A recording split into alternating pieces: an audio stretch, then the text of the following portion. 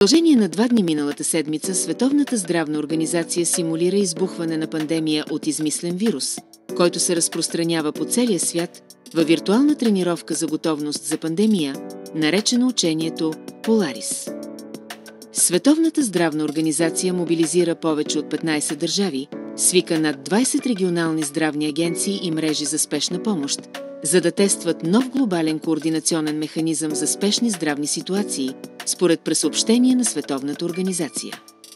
Месеци преди избухването на COVID-19 университетът Джон Хопкинс, Световният икономически форум и фондацията на Бил и Емелинда Гейтс бяха домакини на пандемично учение, наречено Събитие 201. Повече от 350 здравни групи за спешни случаи се свързаха по целия свят за новото упражнение. Учението Polaris идва в момент, в който администрацията на Тръмп подготвя обществеността за възможна пандемия от птичи грип. Двудневната симулация тества глобалния здравен корпус за спешни случаи на Световната здравна организация, рамка, предназначена да подсили работната сила за спешни случаи на страните, да координира разгръщането на екипи и експерти за спешна помощ и да подобри сътрудничеството между държавите, се казва в съобщението. Генералният директор на Световната здравна организация доктор Тедрос Адханом Гебреесус обяви, че нито една държава не може да се изправи сама срещу следващата пандемия. Учението Polaris показва, че глобалното сътрудничество е не само възможно, то е от съществено значение. Участващите държави включват Канада, Колумбия, Коста Рика, Дания, Етиопия, Германия, Ирак, Кралство Саудитска Арабия, Мозамбик, Непал, Пакистан, Катар, Сомалия, Уганда, Украйна.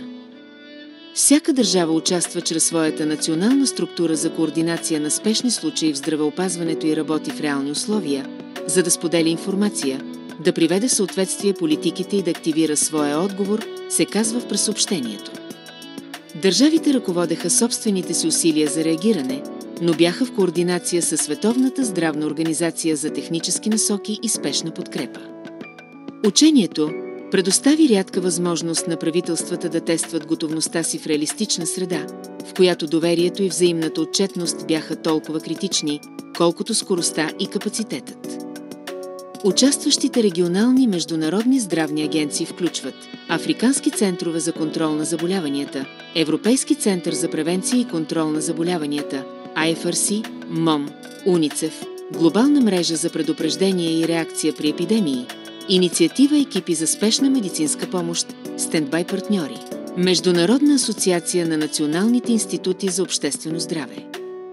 Доктор Майк Райан, изпълнителен директор на програмата за извънредни ситуации в здравеопазването на Световната здравна организация, каза, че учението показа какво е възможно, когато държавите действат спешно и единно, подкрепени от добре свързани партньори. Това е силен сигнал, че колективно сме по-готови, отколкото бяхме. Но ако ковид ни научи на нещо, това е, че глобалната готовност често прикрива глобалната координация за контрол, а не защита.